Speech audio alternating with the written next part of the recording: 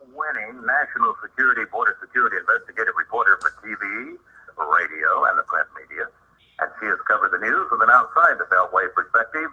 Her experience as an investigative journalist ranges from national security issues like Gitmo's Khalid Sheikh Mohammed 9/11 trial, immigration, foreign policy, and she's a TV correspondent for CW6 News in San Diego, as well as One America News Network. You can read her reports at thekdreport.com, and she's on Facebook, YouTube, everywhere, and she streams live at Periscope and pops up on YouTube and Facebook. Hey, Kimberly, how are you? I'm doing good. How are you doing?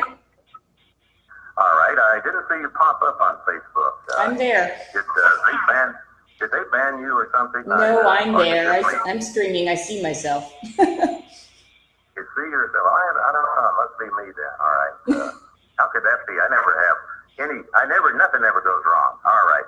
Well, I'm going to tell you something very, very serious, disturbing story. I mean, normally you hear fantastic, interesting, funny comments from Kimberly and I, but I don't think too many are going to pop up today because we're going to talk about this terrible situation as Iran continues its long history of human trafficking. And boy, I'm telling you, talk about precise investigative reporting, Kimberly. I congratulate you on this story. Thank you. Well, as we look at the ramp up in rhetoric, at least with the Iranian president, the Ayatollah Khomeini, and President Trump, the economy in that country has completely fallen apart.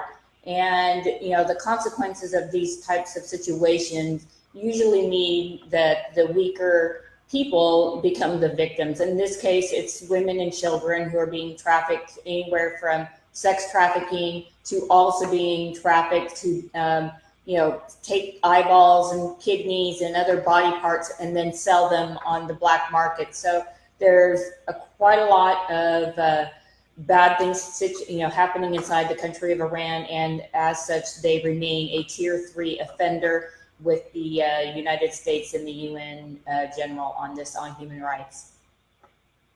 When you talk about, the kidneys and the eyeballs, and I found it interesting that I guess they take the eyeballs out, the kidneys out, and then they abandon the bodies on the desert, right? Yep. They don't even try to burn them up or bury them or anything else. It's like, hey, we're doing it, we're getting away with it, and what are you going to do? Exactly. And and they're actually even preying on women when they're going into the hospital and they're getting ready to have their children.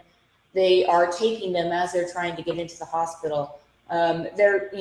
Some families that are poor, like Central America, where they sell their children thinking that they're going to have a better life outside the country. They're doing that as well in Iran. But as the country continues to suffer under turmoil and a hardline regime, you're going to see this type of behavior increase, unfortunately, rather than it decrease in the near future, just because as the whole thing starts to collapse, things like this are going to happen more before it gets better. Yeah, I watched, I think it was about a 3 or 4 minute video yesterday, and it showed young children being snapped up. Mm-hmm. They're walking down the street, and all of a sudden, 2 guys grab them, and they're in the alley. Mm-hmm. Motorcycles would go by, and they would just grab them and throw them on the back of the motorcycle. And the video was never really explaining, why are they doing this? Are they kidnapping the children? Yeah. Of course. But why? Yeah. And then you read this report from you, and it's even more disturbing. I mean, you could be kidnapped and put into another family, and you think, well, all right, maybe they're better off, even though they're not, because they're not with their, biological parents. But when you read what's happening to these young kids, I mean, this is terrible. It is. And, a lot of these kids are put into the situation where they become beggars on the street. And if they don't bring in a certain amount of money, then, they're punished by the people that kidnap them. In the case of a lot of children, they will rape them. It's just the behavior is so abhorrent. And when you have, you look at what's going on in the political atmosphere in this country, and you see, it's really sad to see Democrats not recognize what's really going on in Iran. and trying to do all this pushback. Putting the boat ahead of everything. Yeah. All right, we're going to take a quick break. We'll be back. Kimberly Dvorak, and her website is thekdreport.com. She's streaming live right now at periscope.com. You'll see her on YouTube a little bit later on. Edited. That's good. Hey, no commercials, nothing. And then, of course, live on Facebook. And don't go away. It's thekdreport.com.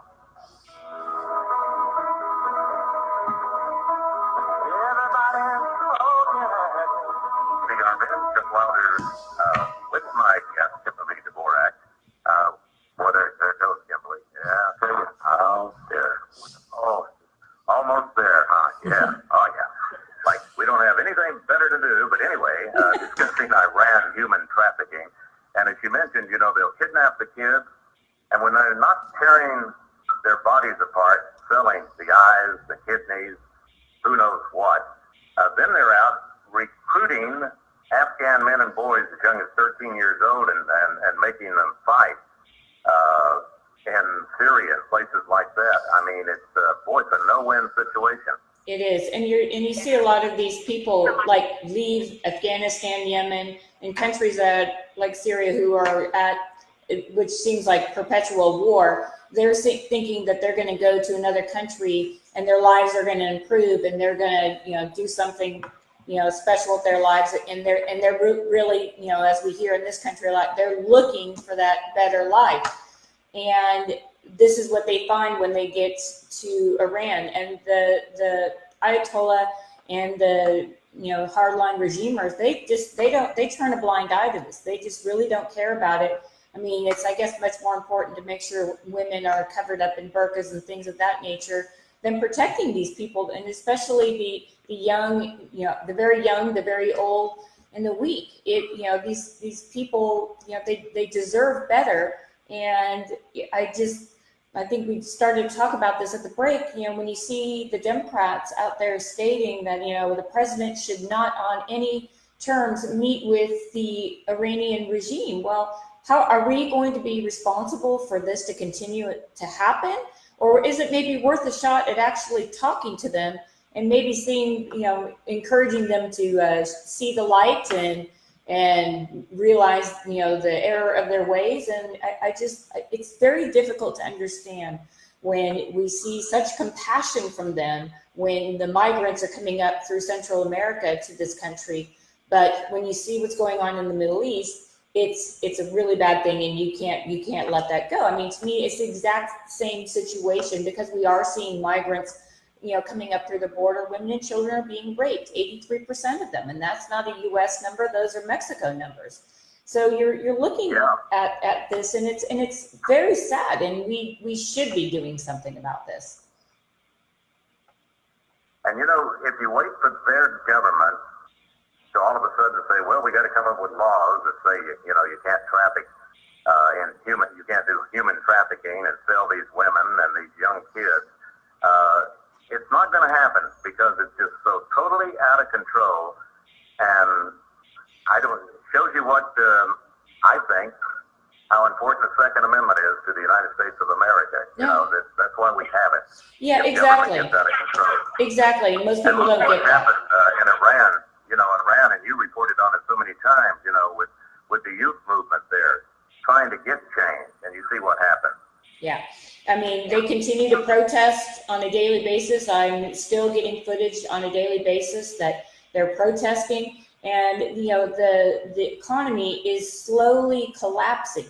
And you're seeing the President of the United States, you're seeing the Secretary of State, Mike Pompeo, come out and say, look, we want to hasten this so we can get the pain and suffering over and allow the country, which is actually a civilization we've talked about, multiple times on this program here, that, this is a society that has more alliances, or should have more natural alliances with the West. And these young kids, the average age in Iran is 31, 32. These are young people, and they want to watch the internet. They want to go to movies. They want to, take their girlfriends to soccer games and take their kids to soccer games, and they want to get on with their life, and they're educated.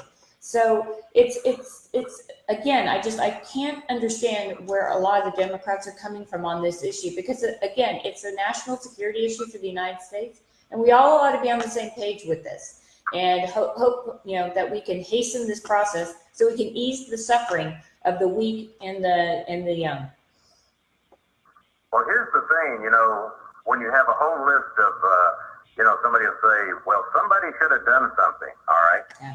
You have here, reports suggest that police and other Iranian authorities, religious clerics, parents of victims are allegedly involved or turn a blind eye to all of this sex trafficking crime. Yeah. So who's going to stand up? Nobody, right? Nobody stands up for nobody stands up for the women and children in these scenarios. And, we're approaching, we're getting closer to 20 years of war, that the U.S. has been at war with these countries. And, at some point, something has to give. And I think, I give kudos to the president and Mike Pompeo for going out and saying, you know what, we support the people of Iran. We want you to have a better country. We want you to join the West. You keep doing what you're doing. We are here to support you, not the hardliners, not the Ayatollah, not the president. And when you start seeing people like Soleimani, who runs the Quds Force, which is basically the outfit that's responsible for exporting terror all over the world, coming out and saying he's going to, don't worry, America, we've got groups in the United States, and we're going to, terrorize and set up terrorist attacks inside the United States. Well, how they're getting there is they're coming through the southern border. So this ties into national security on multiple levels for this country. Not only is it a bullied country that's making these comments, but we know that we've caught them before crossing that southern border. And they're working with cartels, and the cartels have no problem because they're making money on it. So why wouldn't they move them across? So this is in America's best interest, not only as a human rights issue, but a national security issue. And you think people will say, well, they've had bad times, so then they get into the United States of America, and they're here, and now they know everything's going to be wonderful. They don't have anything to worry about. But, as long as you, let us cover our faces, okay, and remember that Allah is great. And, you know what I'm saying? Yeah. You come here and you want to change it, and you leave what you should have left a long time ago. Well, I think it's unbelievable. It is, but I think in this case, we're not seeing a lot of Iranians come here. The Iranians are very well-educated people, and the ones that have come here or sought refuge in the United States, they're doctors, they're lawyers, they're businessmen, and they're very well off. They're not, getting into the system and creating problems for taxpayers. That's first. But second, why would we want to import all of them here? Why not make it better there? And so they want to stay there, and they don't want to leave their country. They want to rebuild their country, the young people there. So why don't we help them there? And that to me seems like it's a win-win for everyone. And it's something that, the United States Congress should get together and, put together some sort of game plan and say that they support, the young people in Iran, encourage regime change. The economy, again, is falling out underneath them. And they can't go on much longer like this. And so, the Trump administration has got this one right. They are, making the economy collapse, and that means that people go out and march in the streets, shopkeepers march, and you're seeing truckers strike. And it's not just in little cities and little villages, but it's over the entire country. I mean, spread out from north to south, east to west. Yeah, and some listeners may say, well, what do you mean the economy is falling? Didn't our previous president just give them $1.6 billion? No. Yeah. He didn't give it to the people. He gave it to the government. Yeah. See, and that's another reason they have a problem. And he also never stood up for them whenever they were protesting. Yeah. It's just... Now, moving on here, you say in this article that Iran is not the only country with this human trafficking problem. Let's see, where is it here? We go to Dubai. It might be easier to say which one's not. The list would be shorter. primarily most of these countries do this. I don't know. I mean, I did a story on this back in 2015 about the T-boys in Afghanistan and about a Marine by the name of Bresler who blew the whistle on this situation that was going on inside the Afghanistan, outlying areas, and they were bringing these T-boys in. They were young boys, and they would do these dances. They were wearing makeup, and then they would be raped by the tribal elders while the U.S. hierarchy was having tea or dinner with these people. And this was taking place on U.S. bases in Afghanistan. And instead of getting something taken care of and doing the right thing, you were seeing, Bresler be court-martialed for blowing the whistle, getting this story out there that this one particular police officer was the worst of the worst. And in the end, it ended up costing 3 Marines their lives because that's their culture. That's what they think is right. But on the other side, our soldiers are there and we're allowing this to happen on our bases. So, it happens most throughout the Middle East. And they have no problems taking in Afghan, women, children, and boys as servants, as slaves, as sex slaves, and all of that. I mean, and these religions, they are supposed to be so pure, and you can't drink, and you can't show your skin if you're a female, and all of these things. But they really seem to be the most perverted people, around if they're thinking that this is okay. And it's really sad. The mainstream media refuses to tell this story. And to me, something is just as tragic of what happens with migrants that are traveling up through Central America, through Mexico, and into this country when they are brought into a similar situation. And unfortunately, media doesn't seem to want to tell this story. It's a very sad story, hard to look at, but it's something that we need to pay attention to. Well, it's tradition, Kimberly, and as you mentioned, spoils of war. Mm-hmm. Here ISIS using rape as a weapon to make them submit. The whole nation. It's like you definitely want to protect your women. Mm-hmm. Well, they're doing that. I mean, they're marrying them they're marrying these young girls for a day, a week, a month. Then they're selling them like they're a used car to their friend. I mean, and this is all documented. I mean, this is all documented by Human Rights Watch. This is documented in multiple arenas that this is what's going on. This is essentially the war on women. And I, always comment when people say there's a war on women in this country. I'm always quick to explain that the real war on women is the war that's happening to these women who are trying to cross borders illegally and are getting raped, or the ones that are being sold into sex slavery. That's the real war on women. Women in this country may not have as many high-paying jobs as men, but they certainly do not have it as bad as many women that are trying to escape that type of behavior from countries that just really don't care about women's rights, period. Really?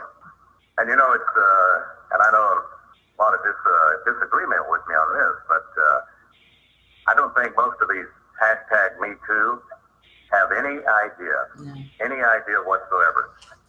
It's their way to I don't know, to get votes or whatever, and those are political movements. So that's a U.S. political movement, absolutely. But if they really were standing up for women's rights, they would recognize this. And in fact, one of the women that leads that organization is a Muslim woman, and we don't see her talking about what's going on over in the Middle East. Where is she on that front? Linda Sarsour. Yep. Linda Sarsour. And I said, my goodness, it's the blind leading the blind. Yep.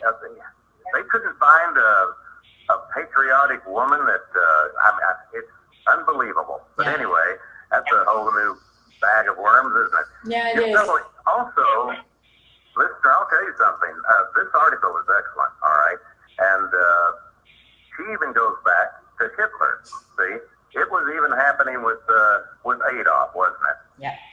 Well, I mean, if we look at the history books, of course, Iran, the Ayatollah doesn't believe that the Holocaust happened, but in any event, the first thing that the Nazis did was separate the men from women, And then once they saw which men and young boys were mature, they would be killed off, and then they would take the women and use them for maids, for sex slaves, and for hard labor camps.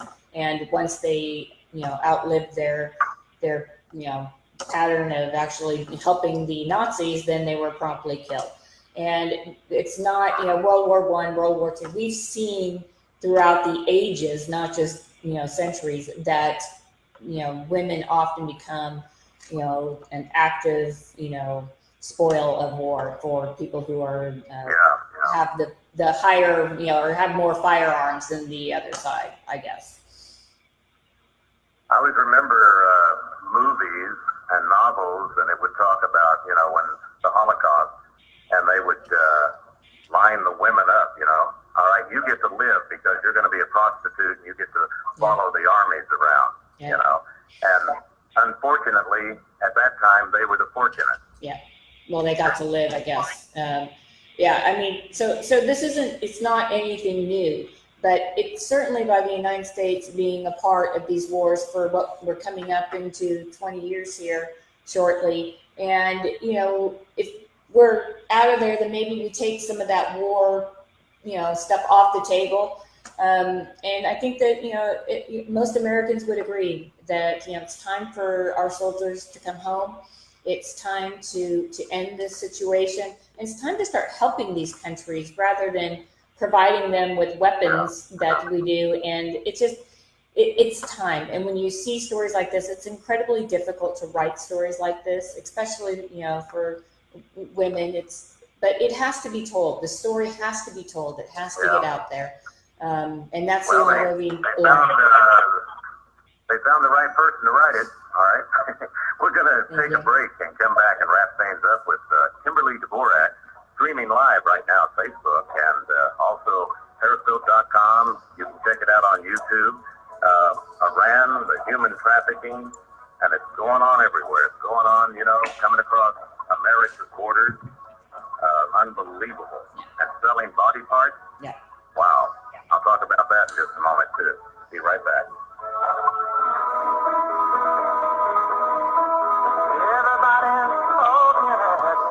PRL, Jeff Wilder here with Kimberly Dvorak, and just before the break, long time before the break, we were saying, hey, if you have any questions, just go to Facebook, and now they're coming in. Let's see. What about the weather? 81 degrees. Yeah, what's the subject? I know. Go to the KD Report, thekdreport.com, and read this, what I describe as a interesting, disturbing, all right, article, excellent article. Iran continues its long history of human trafficking. And if you're a frequent listener of this show, you'll remember about 2 or 3 weeks ago, I had Alex Newman, New American, and about all the body parts that are sold in China. Yeah. I mean, it's all over the world, and as far as we know, it's not happening here. No, it's happening here. There's definitely... wealthy people here are doing the same thing. They may not, it happens in this country, not to the levels that it is happening overseas in China or the Middle East, but it does happen. But, clients, I guess you would call them, they are from the United States. They'll go to China and buy, or go to, the Philippines and buy things like this to extend their lives. They do this in this country. Usually it's on your driver's license, and after you pass away, then you donate your organs, which, is obviously a very good thing for, people out there. And I'm a donor myself. But, we're seeing in other countries that when they don't have a way to earn a living, that they resort to doing these types of, commit these kind of crimes because they can make money. Sometimes, Yeah, there's great stories about donors. And, wow, I had a guest, I can't remember his name now, but he had donor eyes put in. I mean, an amazing story about how he was almost blind, and then someone was in a car accident and got her eyes, I think it was a she, and she died about 8 hours after they took him out. But it's, wow. Yeah, and those are that's the right way to do this. And medical technology is certainly, raising the bar on how long you can live and what we're able to do. But unfortunately, in these countries that are third world countries, and I include China in that as well, because most of their people still live in poverty, this is what they resort to make money, whether they're snatching people or people think, hey, I could just donate this and nothing will happen. And they do this, some people do this thinking they're going to just get better the next day, and then they end up dying on the table while they're ripping out whatever organ the person is trying to sell. So it's very sad. I'm pretty sure there's a strong element in Washington D.C. where you are broadcasting today that they want to make sure that brains are not going to be donated to Congress people. Okay, yeah. That's true. And they've already lost they don't want their brains. Just say no.